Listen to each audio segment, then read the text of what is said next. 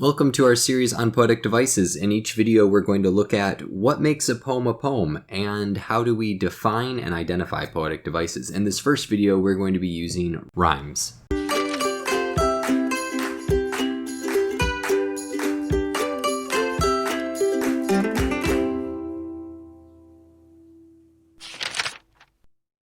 So I often tell students to think of a poem like a painting. Only instead of painting with paint, you're painting with words. And that the techniques, the brush strokes that go into each painting and the colors and everything that makes up the composition is like poetic devices. Because if you didn't have any poetic devices, then you just have some pretty sentences randomly broken up, or maybe a shopping list. So the reason we're starting with rhymes is that when most people think poetry, they think rhymes. Now, obviously, not every poem rhymes, but it's a pretty easy one to identify, but it can also be a little more complex than we sometimes think it is. So let's go ahead and take a look at rhymes and what they are exactly. Rhymes are when two words have a repeated end sound. So let's look at a famous example from the great limerick writer, Edgar Lear. Said the duck to the kangaroo, "Good gracious, how you hop over the fields and the water too, as if you would never stop. My life is a bore in this nasty pond, and I long to go out in the world beyond. I wish I could hop like you," said the duck to the kangaroo. So you can probably find the rhymes in there just by hearing the poem out loud, but how do you mark them if you're trying to annotate a poem or keep the rhymes straight? In order to do this, we use what's called rhyme scheme. And basically, you put a capital letter next to each line of the poem, and any lines that rhyme share the same letter. So your first line is always A, and your second line, if it rhymes with your first line, is also an A. But in this instance, it doesn't, so it's a B. Your third line does rhyme with your first line, so it's an A, etc. So this is an easy way to figure out patterns in poems. If you're like 20 lines into a poem and you're already on like J, then you probably don't have a pattern, and you don't need to rhyme scheme to eternity. There's no real point in that. It's just to try and figure out what sort of pattern could the author be using. And this one you can see it's pretty clear, interchanging rhymes until you get to the end where the consecutive lines rhyme and some couplets. So here's an example from William Butler Yeats' first 4 lines here, and see if you can identify those on your own. "I will arise and go now and go to Innisfree, and a small cabin build there of clay and wattles made.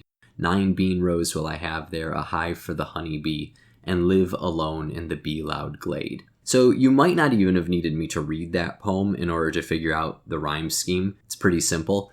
However, when you read it out loud, you notice that the rhymes are kind of hidden. So the next question you want to ask yourself when you're looking at rhymes is, not only is there a pattern, but how is the pattern being presented? And our first poem, it's kind of a children's poem, so the pattern is very nursery rhyme-esque.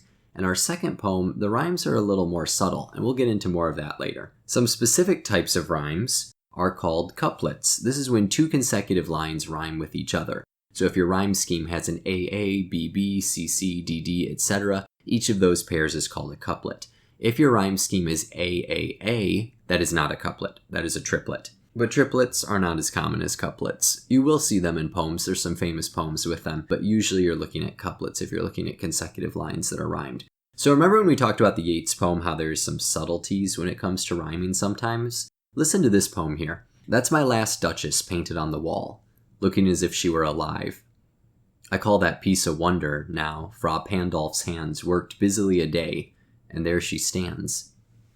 So this comes from Robert Browning's My Last Duchess, and this is only the first 4 lines of what's a pretty long poem, probably around 50 or so plus lines. But if you read this poem, you'll figure out that there's some really creepy things happening in it, and that there's a real subtlety and mystery to it, and it kind of catches you off guard. I don't want to ruin it for you. If you're wanting to read it on your own, it's a fantastic poem. But I like how Browning has used a rhyme scheme that is almost catching you off guard. It's not a creepy rhyme scheme, but it kind of, well, in some ways it kind of is. Let's look at those first 2 lines. "That's my last duchess painted on the wall, looking as if she were alive."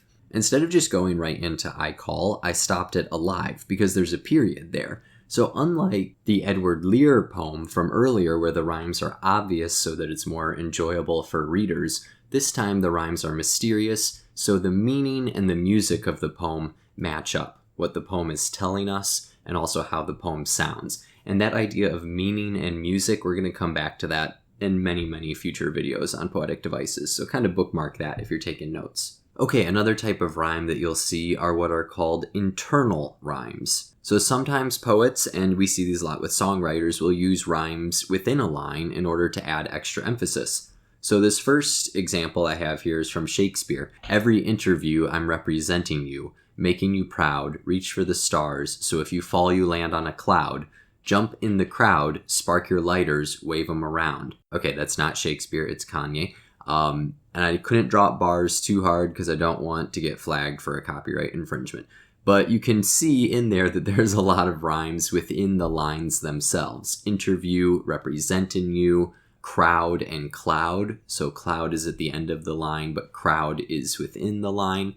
And I know that's not an exact rhyme. We'll talk about that next. And then you have another example here. Once upon a midnight dreary, while I pondered weak and weary. Of course, Tupac. Nope, just kidding. This time it's Edgar Allen Poe.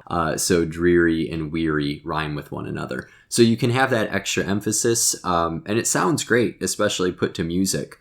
Usually you'll notice that a singer or a rapper will put the emphasis on their voice there, but even if it's just being read in your head, you can still feel that emphasis and feel the rhythm of the line being controlled by the rhyme. And then again, to go back up to the Kanye example, we have what are called slant rhymes. So sometimes people call these lazy rhymes because they maintain a fixed pattern without actually rhyming, but I actually think they're really creative and in many ways more creative than actual rhymes. Cloud and around, for example, or cloud and crowd, they don't rhyme exactly.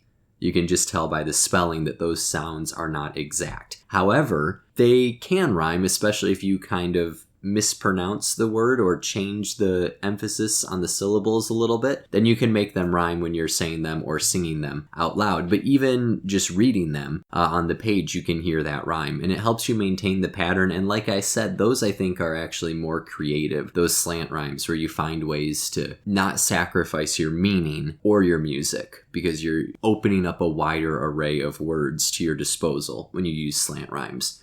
Okay, just a little bonus content for you here is there's 2 videos that I think are great for talking about rhyming with music. I'll talk more in detail about when I personally consider a song a poem and where I draw that distinction, but it's different for everyone. But there's no doubt that recorded music has in many ways taken the place of mass poetry. Many people don't necessarily read a poem every day, but they listen to a song probably every day. They hear a song. And for some people, the message in a song could cause them to have the same sort of reaction that a poem might have. So there's a lot of overlap. And like I said, we'll talk about in a future video where I draw that distinction. But I think for rhymes especially, music is a great way to practice them and learn about them and think about how they're used in the world around us. So I have 2 videos here, one from 60 Minutes where Anderson Cooper is interviewing Eminem, and then another video from Vox where they're talking about the components that go into the evolution of hip hop and rap. So both those videos are great, and you can find them in the description below. Thank you so much for watching. I hope you had a fun time when we went through all these rhymes. And yeah, I'll see you in the next video. Happy reading.